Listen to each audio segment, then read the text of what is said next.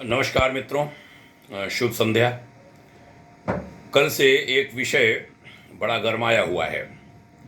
दिल्ली सरकार के काबीना मंत्री श्री राजेंद्र पाल गौतम ने सनातन समाज के देवी देवताओं, अवतारों, भगवत सत्ता पर बहुत खराब ढंग से टिप्पणियां की हैं। संकल्प कराया है। काफ़ी लोगों को समाचार मिला कि उनका इस्तीफा हो गया है। बड़ा विरोध उनका देश के कोने कोने से होने लगा था। इस्तीफा शायद उन्होंने स्वतः दिया है, अपने मन से दिया है। उनको विधायक भी नहीं बना रहना चाहिए, बने रहने देना चाहिए। विधायक रहते, मंत्री रहते, वह यह करते हैं तो वह संविधान का उल्लंघन कर रहे हैं। सरेआम धर्मांतरण कराना, उन्होंने इस्तीफे में भी शायद लिखा है कि मैं धर्मांतरण कराता रहूँगा। तो विधायक रहते हुए भी धर्मांतरण कराते रहेंगे। यह इलीगल काम हो रहे हैं, अवैध काम हो रहे हैं एक मंत्री के द्वारा, एक विधायक के द्वारा। अब उन्हें विधायक कहेंगे। इस वीडियो के माध्यम से मैं देश के सनातन समाज के लोगों से कहना चाहूँगा कि आप जागरूक होइए।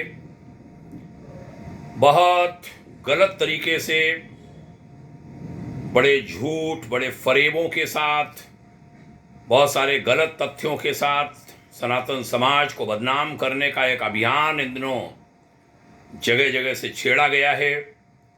उसके खिलाफ कोई खड़े नहीं हो रहे हैं।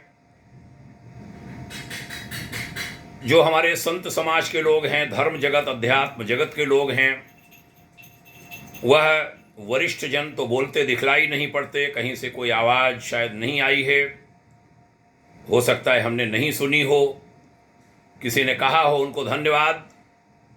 यह आवाज़ सभी तरफ से उठनी चाहिए। हमारे जो नए कम से कम युवा संत हैं, वह इसके खिलाफ बोलें। आपकी चुप्पी बहुत तकलीफ पहुंचा रही है समाज को, एक अचरज में डाल रही है, आश्चर्य पैदा कर रही है लोगों में कि आप सब चुप क्यों हैं, आप काहे के लिए ये सारा सब धारण किए हैं, किसके लिए आप संस्था बनाए हैं, किसके लिए बड़े बड़े धर्मानुष्ठान करते हैं। अगर ऐसे अटैक होते हैं और आप चुप रहते हैं तो देश को बहुत आश्चर्य होता है, तकलीफ होती है। आप सब बोलिए। समाज के जो विशेष रूप से युवा वर्ग के लोग हैं सनातन समाज के, उनसे कहूँगा कि वे बेवकूफ़ी की बात करें, हमें बेवकूफ़ी की बात नहीं करना, लेकिन हाँ, उसका प्रतिकार अवश्य करना है, जवाब उसका अवश्य देना है, तर्कों तथ्यों के साथ देना है। अंत में यह कहूँगा, जो सनातन समाज को हानि पहुंचाना चाहते हैं वह कान खोल कर सुन लें कि सनातन एक ईश्वरीय धर्म है, उसको नष्ट नहीं किया जा सकता, उस पर ईश्वरीय छाया है, उस पर देवात्मा हिमालय के ऋषियों का संरक्षण है, और एक वैश्विक परिवर्तन जो आगे आने वाले समय में होने जा रहा है, उसका आधार भारतीय अध्यात्म है। भारतीय अध्यात्म को नुकसान पहुंचाकर आप कोई कल्याण नहीं कर सकते, न भारत का, न देश का, न समाज का, न अपने अनुयायियों का। इसलिए मिलजुल कर रहिए। हाथ जोड़कर निवेदन करूंगा, सभी लोग मिलजुल कर रहिए। हम सब एक संस्कृति के अंग हैं। ये अमुक हो गया, अमुक हो गया, इससे कोई फर्क नहीं पड़ता। सब लोग मिलकर के रहें।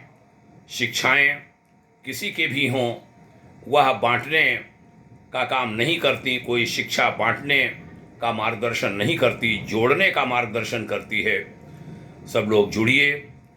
जाति, संप्रदाय, वर्ग, इस सब में बिल्कुल नहीं बंटना है, धर्म में बिल्कुल नहीं बंटना है। देश को एक होना है, आगे ले जाना है। हम सब मिलकर काम करेंगे, उस दिशा में आगे बढ़िए। संस्कृतियों का टकराव नहीं होना चाहिए। सनातन संस्कृति अक्षुण्ण है, अक्षुण्ण रहेगी, उसे कोई मिटा नहीं सकता। सब लोग मिलकर के रहें, यही निवेदन। जहां पर सरकारों को आवश्यकता हो कार्रवाई करने की ऐसे लोगों के खिलाफ, वह करें। राजनीतिक दलों से निवेदन करूंगा कि भारत की आत्मा को समझो।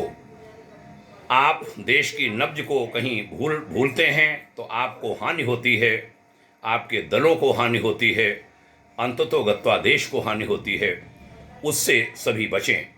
आगे बढ़ना चाहते हैं तो भारत के साथ खड़े होइए, भारत की आत्मा के साथ खड़े होइए, भारत की नब्ज को पहचानते हुए उसके साथ चलिए, अपनी संस्कृति के साथ चलिए। संस्कृति को चोट पहुंचाकर आप यदि शासन करने के, सत्ताएं पाने की अभिलाषा रखते हैं तो भ्रम में हैं, भ्रम में हैं, भ्रम में हैं। सभी लोग अपने आप को सुधार लें। आपने सुना, इसके लिए बहुत बहुत धन्यवाद। भाग्योदय फाउंडेशन आप सभी के मंगलमय उज्जवल भविष्य की कामना करता है। मैं राम महेश मिश्र आप सभी को, देशवासियों को और दुनिया भर में फैले सनातन संस्कृति प्रेमियों को हार्दिक प्रणाम करता हूँ, नमन करता हूँ। ओम शांति।